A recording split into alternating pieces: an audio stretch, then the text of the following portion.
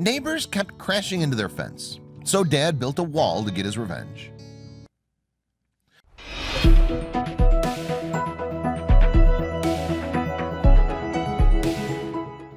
There's nothing worse than having bad neighbors, and in this small Balkan village, that was definitely a problem.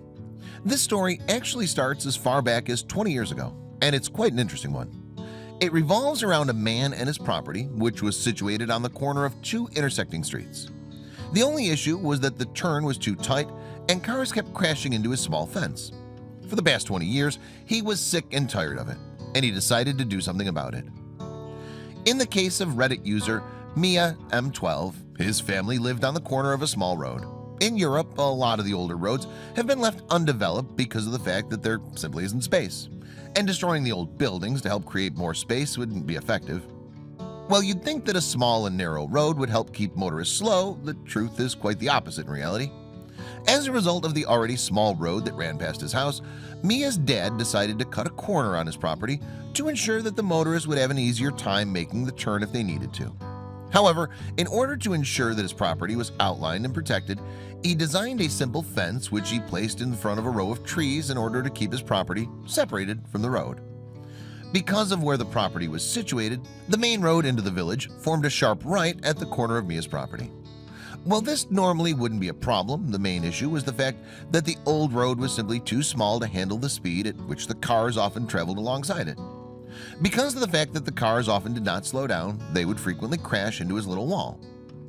While Mia and his father had gone through a lot to ensure that the corner they had readied for the street was as easily accessible as possible, the problem still seemed to keep occurring.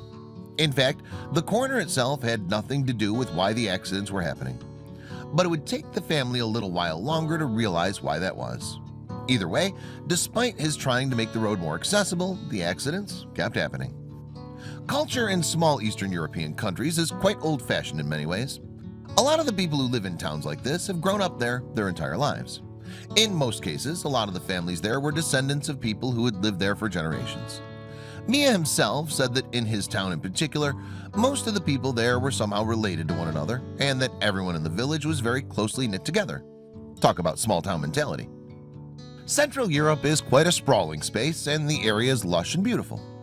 While Europe is known for being quite an advanced continent, in many regards, a lot of the older parts of the country are still quite underdeveloped. In most cases, the further you live from a major city, the more reliant you become on a car for mobility. This is how life was in the particular town in the Balkans. The road leading into the village was the only road in and out. Mia and his family lived at the end of the street, which was made largely out of gravel. For years, the villagers had talked about laying an asphalt road. However, after a while, they seemed to all decide that it was up to Mia's family to lay the asphalt road out, something that would simply cost way too much for them. So the road remained unfinished until today. Gravel roads tend to develop potholes. When you live in a small town where the municipality practically doesn't exist, it comes down to the local citizens to maintain things themselves. Over the years, Mia's parents had spent a lot of time doing their best to fill the potholes. However, as the potholes were eroded away, time and time again it came down to Mia's family to fix it. It was as though none of the other villagers were willing to help. While the family had considered laying asphalt earlier, the problem was that it simply cost too much. They had made attempts to try and garner funds or support from their fellow neighbors, but to no avail. So as a result, the road was left unpaved for over 20 years. While Mia's parents did their best to maintain it, the road itself wasn't the issue. It was in fact the attitude of the villagers that used it. This all culminated one day when a truck carrying a huge load of firewood was traveling down the road. Well, you'd think that the huge load would somehow slow down the driver. He took the sharp corner at a high speed and ended up crashing directly into Mia's family's property. As far as accidents were concerned, this one was the straw that broke the camel's back.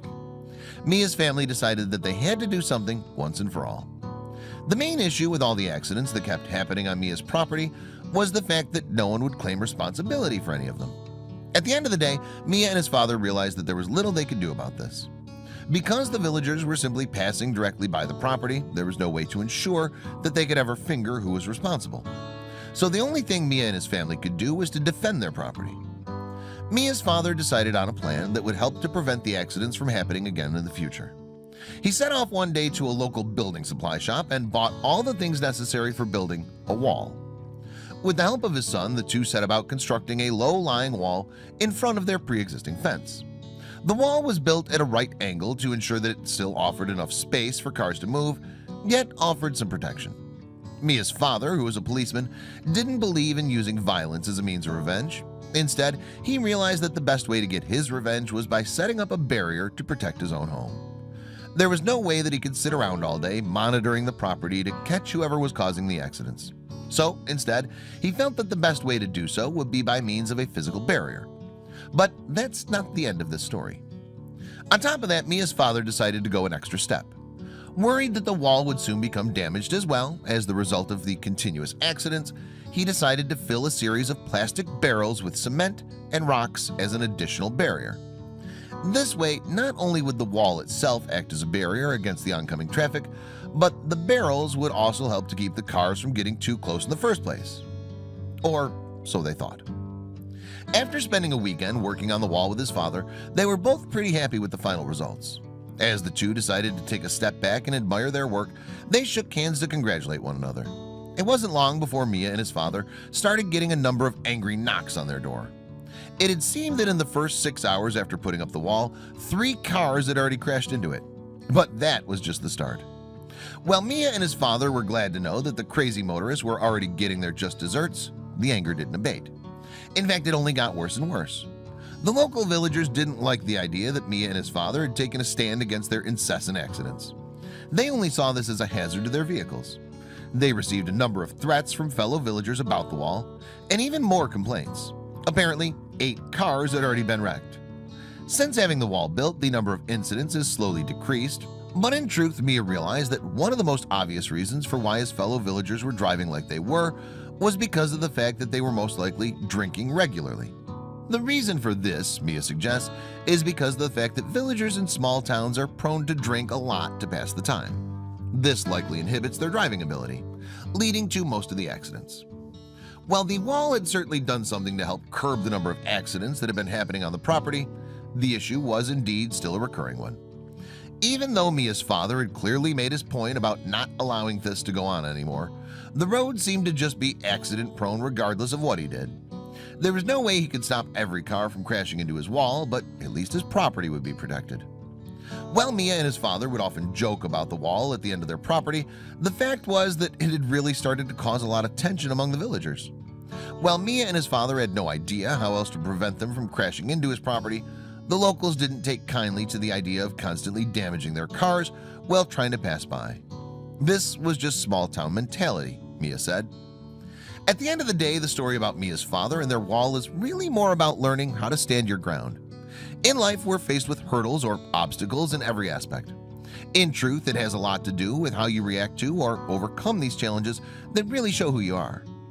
Even if it's something as small as taking a corner too soon, there are certain boundaries and barriers that need to be set. While we all admit that this is definitely a strange story, there's a good moral at the end of it. Rather than finding a malevolent way to get back at his fellow villagers for constantly destroying his property, he understood that simply taking a stand to defend himself was the best kind of revenge he could exact upon the reckless drivers. While the problem was still an ongoing one, Mia's family had finally made their stand. So, what's next? While the problem seems to have slowed down since building the wall, Mia admits that he believes it'll keep happening in the future. A lot of this has to do with the fact that the small-town mentality of his village would likely keep the vindictive gene alive and well. He also figured that the quiet life was conducive to lazy driving and carelessness on the roads. Only time would tell whether the problem was really fixed or not.